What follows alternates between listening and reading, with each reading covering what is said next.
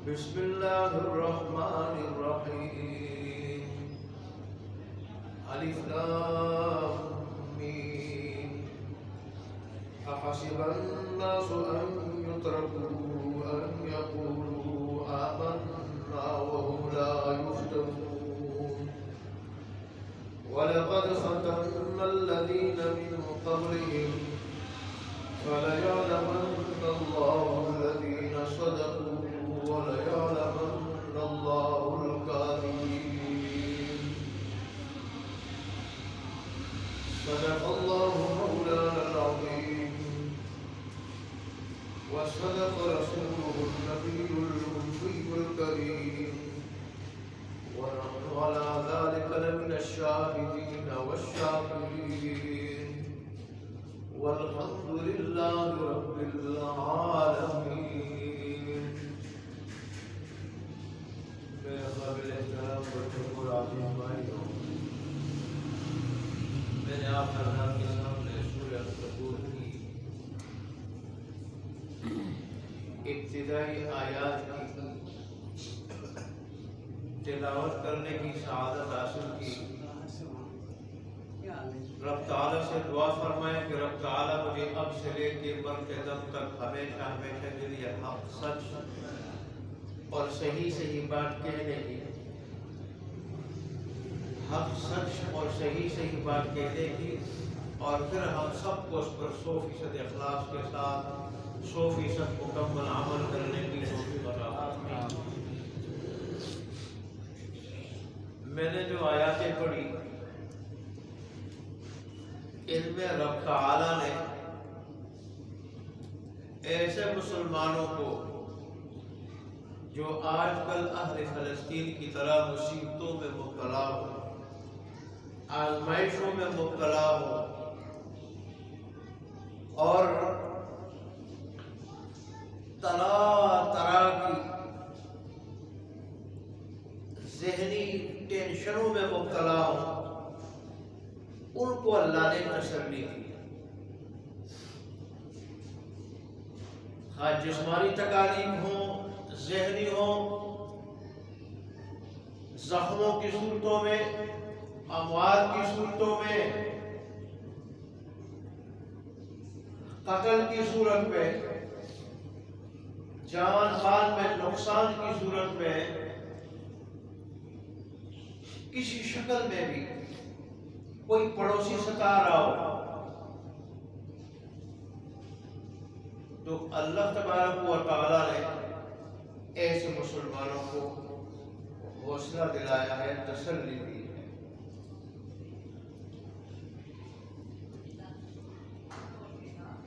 اور اللہ تبارک و تعالیٰ نے ان آیات میں یہ بتایا کہ ایمان اور آزمائش یہ لازم ہے. ایمان اور آزمائش لازم مطلوب ہے. یہ تو جگہ ہی ایمان والوں کے امتحان کے لیے ہے. اگر ایمان والوں کا امتحان نہ ہو تو پھر دنیا امتحان گاہ نہیں رہے گی، پھر جنت بن جائے گی. پھر اس میں جنت میں فرق کیا ہے. اس میں اور جنت میں یہی فرق ہے کہ وہاں امتحان نہیں ہوگے، آزمائشیں نہیں ہوگی، تکلیفیں نہیں ہوگی، راحت ہی راحت ہوگی، خوشی ہی خوشی ہوگی، چین ہی چین ہوگا، جوانی ہوگی، صحت ہوگی اور طرح طرح کی نعمتیں ہوں گی. اللہ تبارک و تعالیٰ کا دیدار ہوگا، اس کی رضامندی ہوگی. انسان ہر وقت خوشحال ہوگا. سارے کے سارے مومن دل واحد کی طرح ہوں گے، دل واحد کی طرح. تو وہ تو جنت ہے دنیا میں جہاں راحت ہے، راحت کے ساتھ تکلیف بھی ہے. جہاں خوشحالی ہے، خوشحالی کے ساتھ تنگ دستی بھی ہے. السلام علیکم. اللہ تبارک و تعالیٰ نے بڑے واضح الفاظ سے فرمایا.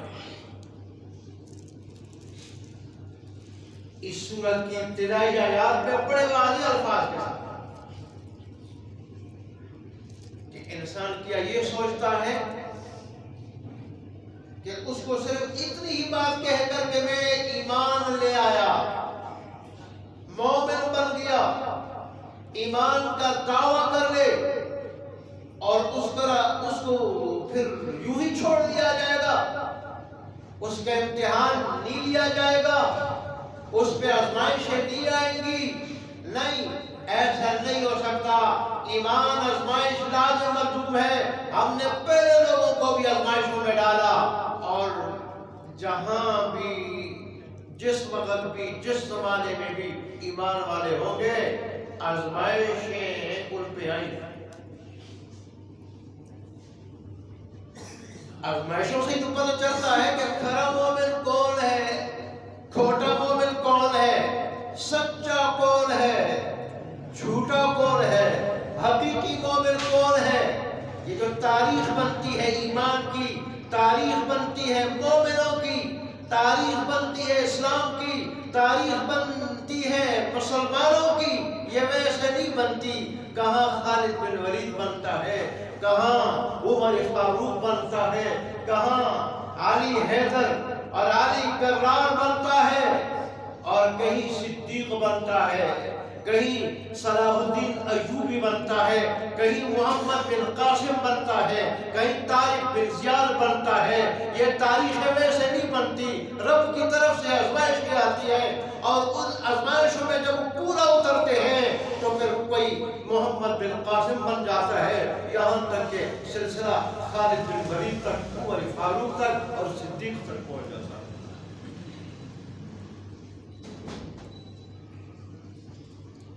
یہی بات اللہ تبارک و تعالیٰ نے سمجھا۔ چنانچہ اللہ تبارک و تعالیٰ نے ارشاد کیا ہے، الف لام میم احسب الناس ان يتركوا ان يقولوا آمنا وهم لا يفتنون۔ احسب الناس ان يتركوا ان يقولوا آمنا، کیا لوگوں کا خیال یہ ہے، لوگ یہ خیال کرتے ہیں، گمان کرتے ہیں کہ وہ اتنا ہی کہہ دے کہ ہم ایمان لے آئے، اور ان کو پھر اس دعوے کے بعد یوں ہی چھوڑ دیا جائے گا، ان کو آزمایا نہیں جائے گا۔ اگر کسی کا یہ خیال ہے کہ صرف ایمان کے دعوے ایمان کا دعویٰ کرنے سے میرے لیے دنیا جنت بن جائے گی، تو یہ اس کی خام خیالی ہے، غلط فہمی ہے۔ دنیا دنیا ہے، دنیا امتحان کا ہے، آزمائش کی جگہ ہے، یہ جنت نہیں۔ کیوں؟ وَلَقَدْ فَتَنَّا الَّذِينَ مِن قَبْلِهِمْ فَلَيَعْلَمَنَّ اللَّهُ الَّذِينَ صَدَقُوا وَلَيَعْلَمَنَّ اللَّهُ الْكَاذِبِينَ۔ ہم نے پہلے لوگوں کو بھی آزمایا، پہلے لوگوں کو بھی آزمایا، اتنا آزمایا، اتنا آزمایا، یہاں تک کہ بے اختیار بول اٹھے کہ کب اللہ تبارک و تعالیٰ کی مدد آئے گی۔ جیسے آج فلسطین کے بچے بھی بلبلا رہے ہیں کہ کب اللہ کی مدد آئے گی، مہدی کو پکار رہے ہیں، مہدی کو پکار رہے ہیں، کہیں عمر فاروق رضی اللہ تعالیٰ عنہ کو پکار رہے ہیں، کہیں طارق بن زیاد کو، کہیں صلاح الدین ایوبی کو، کہیں محمد بن قاسم کو، کہیں خلافت عثمانیہ کو، اور کہیں خالد بن ولید رضی اللہ تعالیٰ عنہ کو پکار رہے ہیں کہ موجودہ لوگوں میں کوئی ہے جو خالد بن ولید کا کردار ادا کرے، محمد بن قاسم کی تاریخ کو دہرائے، صلاح الدین ایوبی کی تاریخ کو تازہ کر دے۔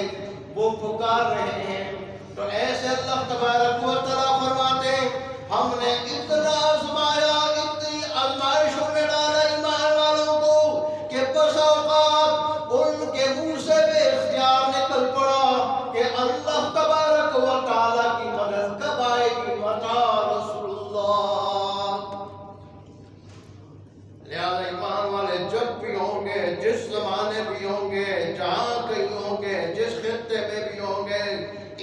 پر آزمائش لازم تمہیں کو آزمایا جائے گا، لیکن جب ایمان والے قرآن کے قریب ہوں گے، دین کے قریب ہوں گے، ایمان جتنا مضبوط ہوگا آزمائش بھی اتنی مضبوط ہوگی۔ جیسے صحیح حدیث میں آیا ہے، رسول اللہ صلی اللہ علیہ وآلہ وسلم نے فرمایا کہ آدمی کا امتحان لیا جاتا ہے اس کے ایمان کی بقدر، جتنا ایمان مضبوط ہوتا ہے اتنی آزمائش اور امتحان بھی سخت لیا جاتا ہے، تاکہ اتنے درجات اس کو زیادہ دیے جائیں، تاکہ ایمان والوں کی ایسی تعریف بھی بن جائے کہ ایمان والے اللہ تبارک و تعالیٰ کے دین کے ایسے عاشق ہوتے ہیں، اور اللہ کی ذات کے کہ اللہ کی ذات کے لیے اور اللہ کے دین کے لیے ان کے اوپر آزمائش اور مصیبتوں تکالیف کے پہاڑ بھی ٹوٹے، وہ اس کے لیے تیار ہوتے ہیں، ذرا بھی ڈگمگاتے نہیں، ذرا بھی ان کے قدم ڈگمگاتے نہیں، اس کے لیے تیار ہوتے ہیں، لیکن میدان کارزار سے اور ایمان سے وہ ہٹتے نہیں، تاکہ اللہ تبارک و تعالیٰ ان سے راضی ہو کے، تاکہ وہ ایمان کے امتحان میں، اس ایمان امتحان میں 100% کامیاب ہو کے اللہ تبارک و تعالیٰ کو راضی کر کے دنیا سے جائیں۔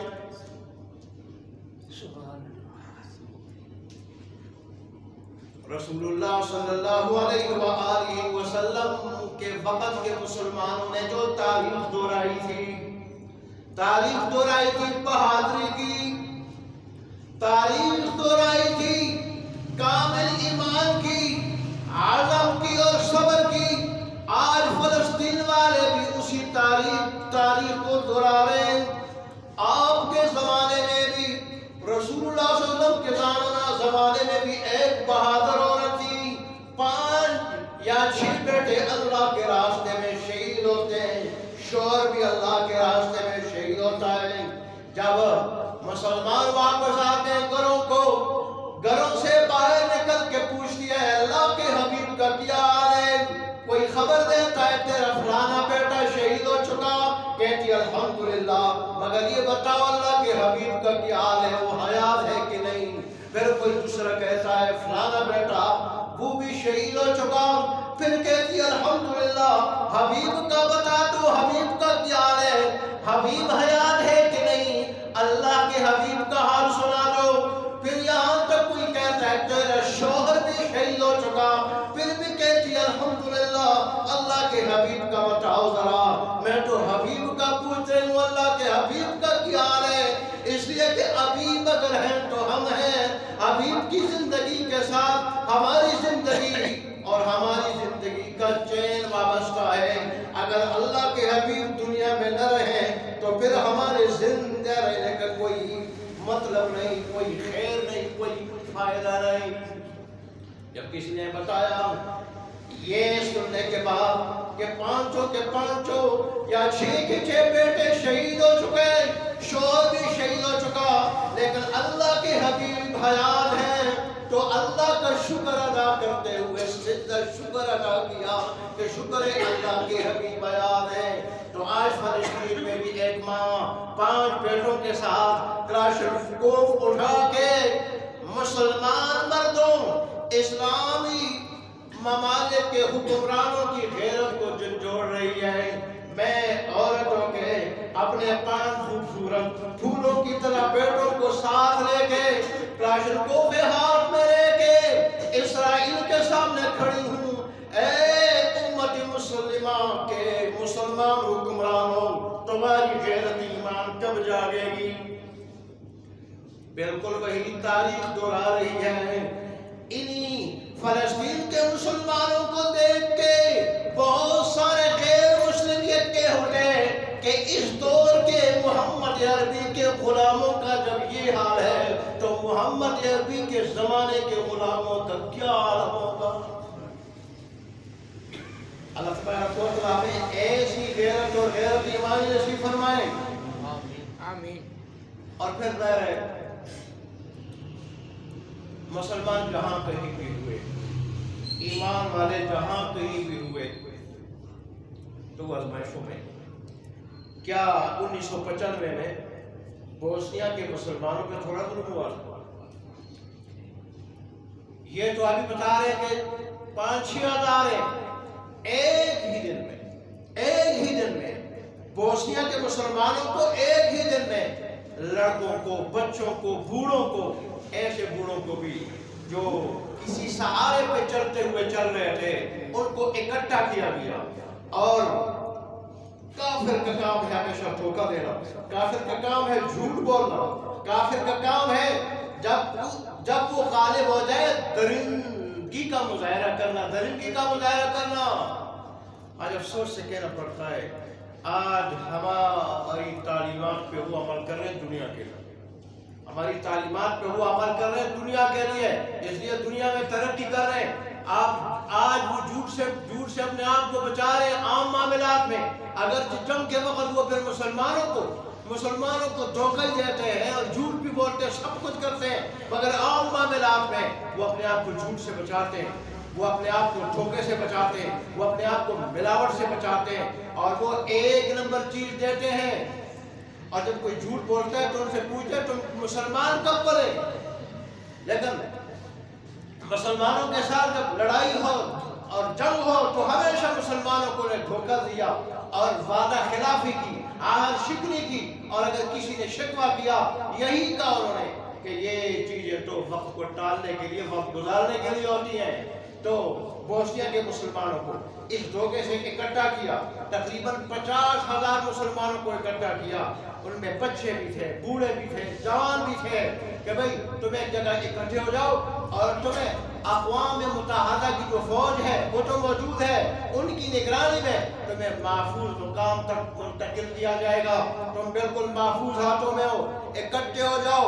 तो इस तरह औरतें उनका मंजर देखने के लिए, हमारे बच्चों के साथ क्या होता है, शोहरों के साथ क्या होता है, भाइयों के साथ क्या होता है, हमारे बापों के साथ क्या होता है, औरतें ये मंजर देखने के लिए वो भी साथ चल पड़ी। चुनांचे उनको एक बहुत बड़े मैदान में जमा किया गया और वहाँ 50,000 बोस्नियाई मुसलमानों को 1995 में उनको एक जगह जमा करने के बाद फिर एक साथ उनको गोली मारी। तोहफे और मशीन गने उन पे ऐसी छोड़ी गई कि धुआं उठता गया और आनन फानन उन 50 के 50,000 मुसलमान ने सबको क्या कर दिया, सबको उन्होंने कत्ल कर दिया। और फिर उन बदबख्तों ने और दरिंदों ने अक़वाम मुत्तहिदा की ये फौज बराए नाम अमन के लिए, ये कोई अमन के लिए नहीं है, कोई अमन के लिए नहीं है, ये उस वक्त अमन के लिए है जब कोई मुसीबत आती है ईसाइयों पे, ये उस वक्त अमन के लिए है जब कोई मुसीबत आती है यहूदियों पे, ये उस वक्त अमन के लिए है जब किसी और गैर मुस्लिम पे मुसीबत आती है, जब मुसलमान पे मुसीबत आती है, तो ये कोई अमन के लिए नहीं, फिर तमाशाई बन जाती है। पर तमाशाई क्या, ये पुष्पना बन जाती है और इनकी निगरानी में मुसलमानों को फिर काटा जाता है मूली गाजर की तरह। चुनांचे वो आनन फानन एक ही दिन में 50,000 मुसलमानों को क्या कर दिया,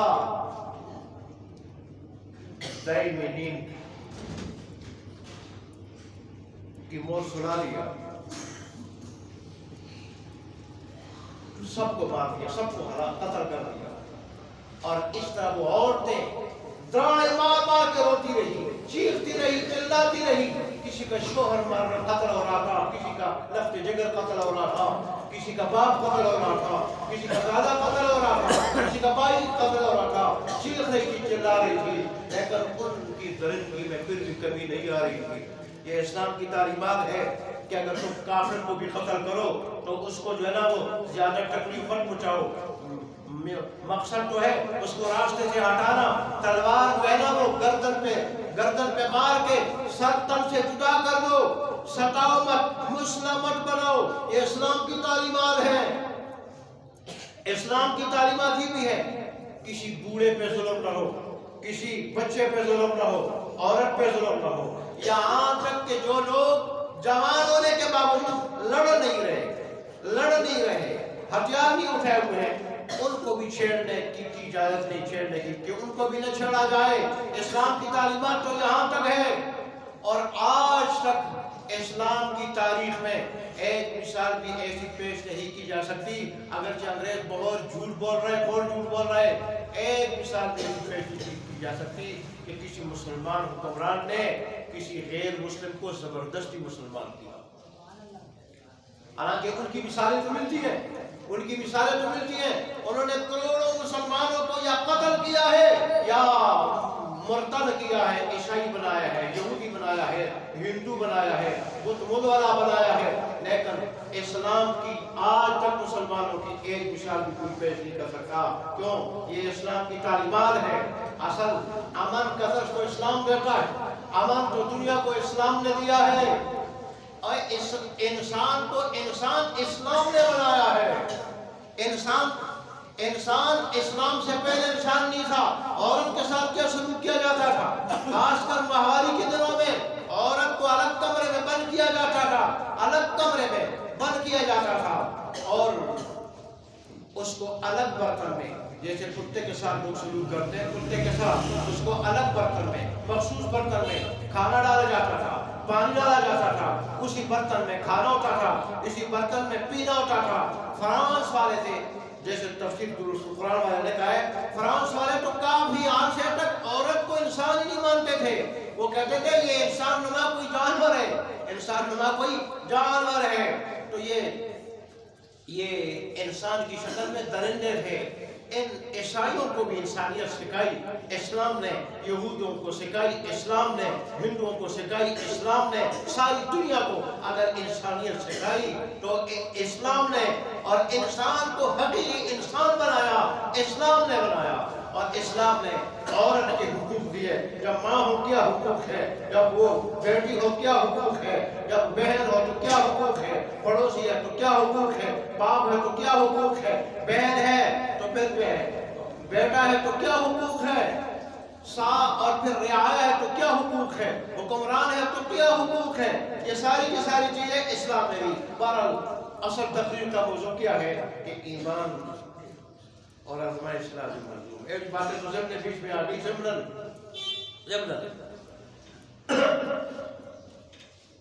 کہ جب ان کو اقتدار ملا تو پھر مسلمانوں پہ انہوں نے مظالم ڈائے، بات یہاں سے دوسری طرف چلی گئی، مظالم ڈائے، اور مسلمانوں کے ساتھ وہ سلوک کیا جو لوگ جانوروں کے ساتھ نہیں کر سکتے، وہ سلوک کیا، وہ مظالم ڈائے مسلمانوں پہ۔ اور جب ہمیشہ اسلام کی حکومت آئی تو اسلام نے وہ مثالیں قائم کی کہ غیر مسلم، خواہ عیسائی تھے، خواہ وہ یہودی تھے، خواہ وہ ہندو تھے، وہ اپنا مذہب چھوڑ کے اسلام میں داخل ہوئے۔ یہ اسلام کی تعلیمات ہے۔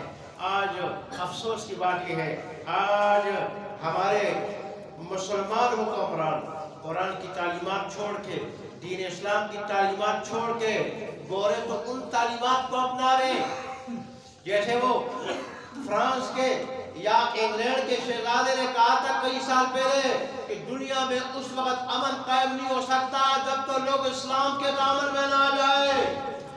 وہاں کے تو حکمران اور شہزادے یہ کہیں کہ دنیا اگر امن چاہتی ہے تو امن اس وقت تک قائم نہیں ہو سکتا جب تک دنیا اسلام کے دامن میں نہ آ جائے۔ اور ایک ہم مسلمان ہیں کہ ہم ذہنی ان کے ایسے غلام بن چکے ہیں، لاڈلی کالے کی تعلیم پڑھ کے ایسے غلام بن چکے ہیں، اور ان کے زیر سایہ رہ کر، زیر حکومت رہ کر ایسے غلام بن چکے ہیں۔ ہم بھی، ہمارے حکمران بھی، کہ ہم کہتے ہیں کہ جب تک ہم ان کی تعلیمات کو نہیں اپنائیں گے، ان کے قوانین کو نہیں اپنائیں گے تو اس وقت تک ہم ترقی نہیں کر سکتے۔ دیکھو بہت ساری حکومتیں آج بھی اپنی زبان میں، اپنی تہذیب میں دنیا کی نمبر 1 حکومتیں بن چکی ہیں۔ چائنا کو دیکھ لیں، ساری مشینری، ساری ٹیکنالوجی، سائنس ان کی اپنی زبان میں۔ جرمنی میں کوئی انگریزی کا ایک لفظ بولے بہت نفرت کرتے ہیں، کہ پرے ہٹو ہمارے زبان سے، اتنی نفرت کرتے ہیں انگریزی سے۔ جرمنی زبان میں ترقی کر سکتا ہے، چائنا زبان میں ترقی کر سکتا ہے، اور عربی ممالک خاص کر سعودیہ انہوں نے ساری چیزیں عربی میں منتقل کی ہے، اس کے باوجود یہ سارے ممالک ترقی کر سکتے ہیں۔ ایک یہ بر صغیر کے جو مسلمان ہیں ان کا غلامانہ ذہن ہے، ان کا ذہن یہ ہے کہ جب تک انگریزی تمہیں نہیں آئے گی اس وقت تمہاری عزت نہیں ہوگی، تمہاری عزت دنیا میں اس وقت ہوگی جب تمہیں انگریزی جو ہے وہ آئے گی۔ چائنا کی عزت ہے، آج چائنا جو ہے نا امریکہ پہ بھی جو ہے فوقیت رکھتا ہے، چائنا مصنوعات میں جاپان سے بھی آگے بڑھ چکا ہے، حالانکہ ساری چیزیں اپنی زبان میں ہیں۔ یہ ایک غلط دھوکہ خدا جانے نفس نے، شیطان نے یا انگریز کے غلط پروپیگنڈے نے دیا کہ جب تک انگریزی زبان ہمیں نہیں آئے گی اور اس پہ ہمیں عبور نہیں ہوگا ہم ترقی نہیں کر سکیں گے، اور اسی نے ہمیں قرآن سے روکا ہے۔ دیکھیں صحابہ نے، خلفائے راشدین نے اور رسول اللہ کے زمانے نے مسلمانوں نے ترقی کی، کرتے کرتے آدھی دنیا تک ان کی حکومت پہنچی۔ پھر امیر معاویہ کے دور میں 65 مربع میل تک ان کی حکومت پہنچی۔ کس چیز سے؟ قرآن سے۔ کس چیز سے؟ دین سے۔ کس چیز سے؟ دین اسلام کے قوانین سے۔ اور آج ایک ہمارا غلام ذہن ہے، ہم کہتے ہیں کہ جب تک ہم گوروں سے قوانین نہیں لیں گے تو لباس ان کا نہیں ہوگا، رہن سہن کے طریقے ان کے نہیں ہوں گے، ہم ترقی نہیں کر سکیں گے۔ جیسے حضرت تقی صاحب کہتے ہیں کئی طرح کئی مرتبہ سفر میں ایسے لوگوں سے واسطہ پڑا اور انہوں نے یہی بات کہا کہ تم ملا ترقی کے راستے میں رکاوٹ ہو، تو میں نے برجستہ کہا کہ ارے تم مصروں نے کتنی ترقی کی، ہم تو ملا ہیں، ہم راستے میں رکاوٹ ہیں، تم مستر بنے ہوئے ہو، تمہارا لباس بھی مستروں والا، تمہاری تعلیم بھی مستروں والی، تمہارے طور طریقے بھی مستروں والے، اور جارے بھی اپنے حقیقی مستروں کے پاس ہے، تم نے کتنی ترقی؟ تو پھر ان کے پاس جواب نہیں ہوتا تھا۔ ترقی قرآن کہتا ہے، قرآن میں ہے، دین تعلیمات میں ہے۔ رب کہتا ہے جس نے ہمیں بنایا پیدا کیا، رب سے زیادہ ہماری ترقی کے راز کون جانتا ہے؟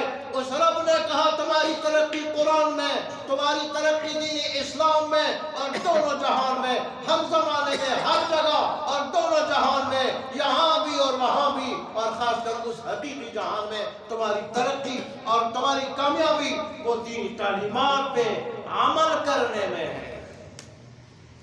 تمہارا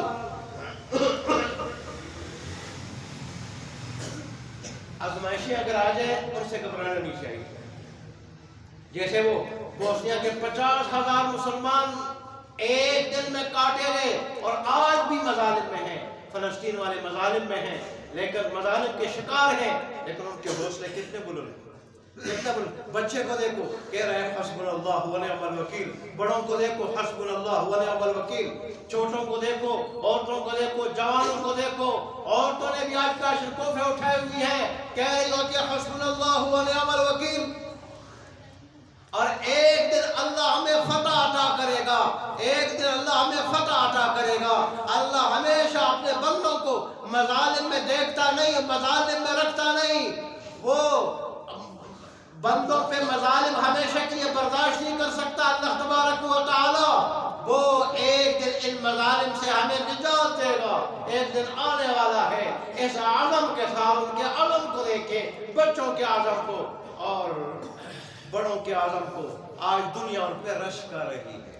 ہم اگر روز کچھ نہیں کر سکتے اس کے لیے دعا کر سکتے ہیں، دعا تو کریں ہم پانچوں نمازوں میں، اس طرح اجتماعات میں۔ آخر میں ایک درخواست آپ سے یہ کرنی ہے کہ ہمارے علاقے کی ایک مسجد ہے، بلکہ وہ قریبی رشتہ دار ہیں، چھوٹے بھائی کے سسرالی ہیں، بڑے مہمان نواز لوگ ہیں، لیکن وہ آپ کو پتہ ہے مسجد بنانے پہ کثیر رقم خرچ ہوتی ہے، تو وہ وہاں سے آئے ہوئے ہیں، تو رشتہ دار بھی ہیں اور پھر علاقہ بھی ہے، تو مسجد کی تعمیر کے سلسلے میں آئے ہیں، تو آپ حضرات ان سے جو ہے نا وہ دل کھول کے تعاون فرمائیں۔